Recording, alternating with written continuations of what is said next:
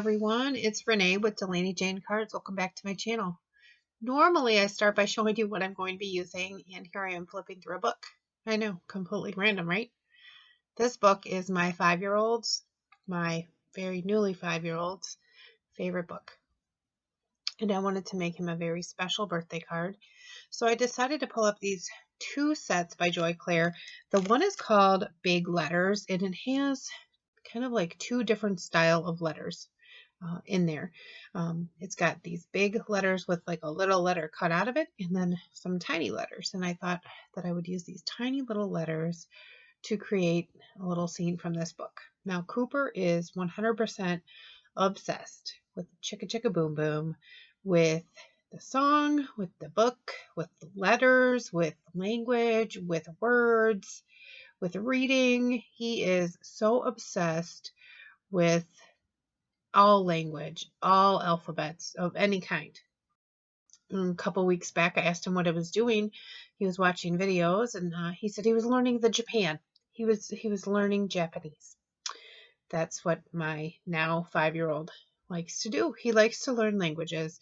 But all in all, we go back to he loves this book. So he is getting a brand new copy of this book for his birthday, which, as I'm voicing this over and when I'm uploading it, is June 1st, 2020. It is his 5th birthday.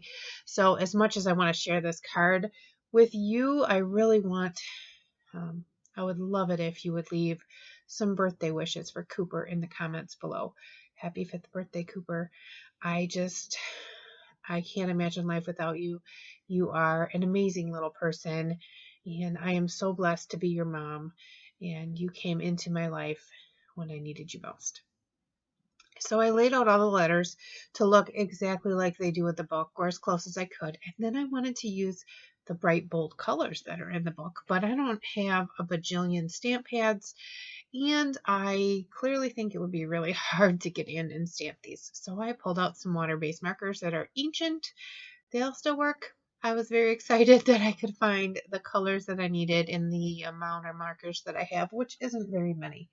They all fit in one of those storage things with the X in the middle. There's even space, and that's all of the water-based like markers that I own.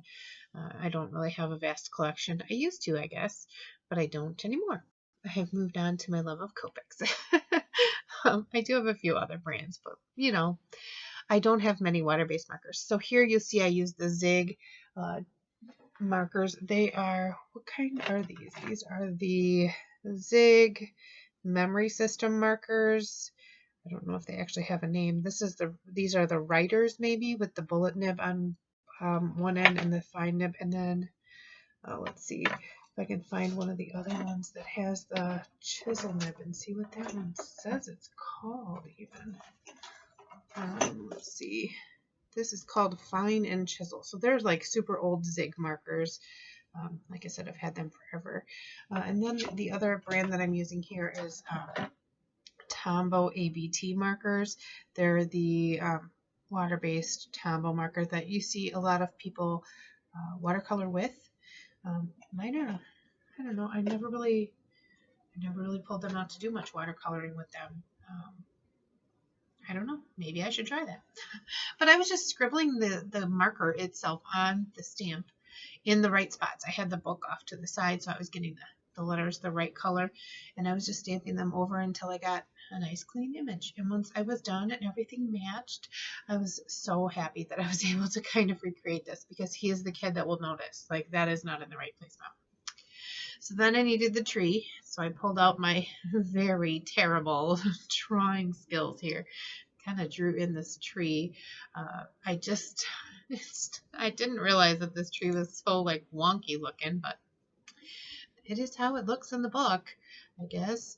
Somebody got paid to illustrate it like this, and it is a well-loved image, and I'm hoping that when he sees this, he's not going to be like, Mom, this is a terrible recreation of my very favorite book. Why did you try this? He's going to be like, oh, it is my favorite book. So I'm just hopeful. Please hope with me. And then I needed to do the leaves. And when you're coloring with Copics, you see I already got like in my comfort zone and brought my Copics out to finish this. you will trap pencil.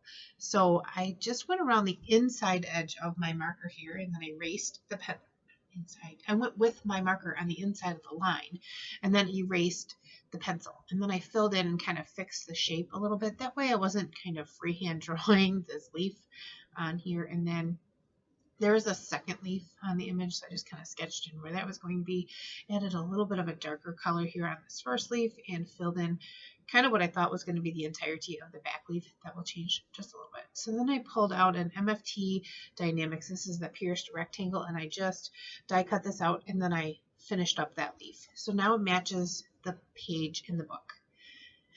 Then I pulled out the big letters again, and I'm going to use the larger letters, and I pulled out a piece of the packaging, and I'm going to line up the letters that I need for Cooper. But you see there I only have one O, so I'm using the Q as kind of a placeholder so that I can make sure everything is kind of spaced out nice and even. I'm going to stamp this on a piece of Nina 80-pound cardstock here.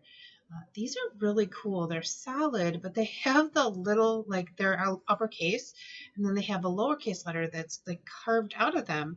So the C has a tiny C. The let's see, what is going to be more? The R and the E, they kind of are a little easier to see what I'm talking about. There's the uppercase E, and then inside of it is a lowercase e. So it's kind of cool. They're really neat. I can see these used for lots of things, and I like that there's two different sizes because you can do a lot of stuff with them. So then I cleaned off the O and moved it over into the space where I had left space with that Q. So now I have the word Cooper because I want to personalize this. I didn't want to just make the little chicka chicka boom boom scene. I wanted to personalize it for him.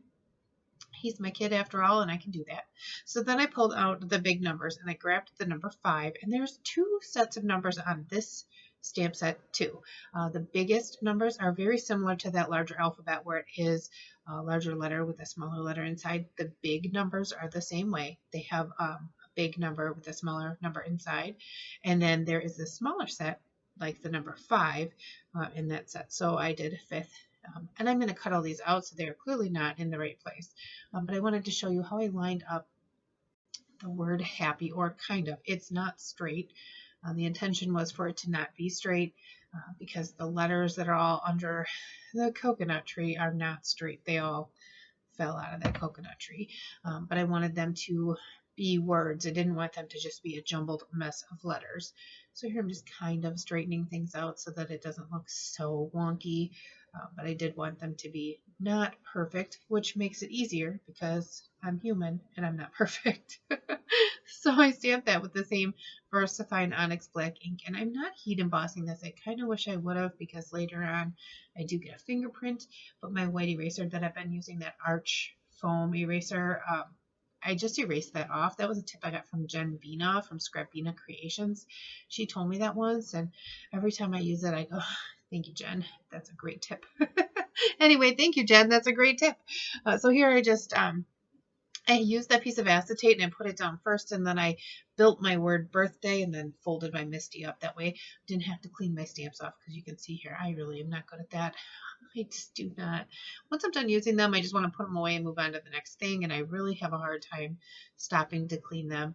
When I do have a really good cleaner. Before I put the actual set away, I'll try to clean that. And then I pulled out a piece of yellow cardstock and some picked raspberry distress oxide. I know I'm making a boys card, but I'm going to use pink. And I have this stencil, and this is by one of my new very favorite companies called Colorful Life Designs, and this is the Bubble Raise stencil. It's so pretty. So I just stenciled over the yellow with the with the picked raspberry ink here, Distress Oxide, and it covers the colored cardstock really well. You can kind of see it through, but not really. So then when I pulled it out, ta-da! Look at how fantastic that is. I did put foam tape behind my panel that is like the Chicka Chicka Boom Boom book, and then I did add another layer of foam tape to the word Cooper. Normally I wouldn't, but this is for my own kid, so 2 layers of foam tape is what I needed. And I had Fussy cut out Cooper, birthday, 5th, and happy.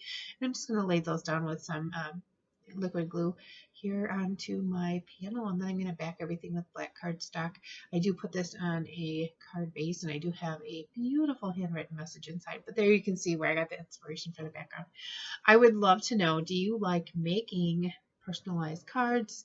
And have you seen these stamps from Joy Clair Stamps before? Because they're fantastic, and they're also in the clearance section.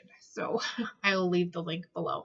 And as always, thank you for stopping by, and give cards generously. Bye.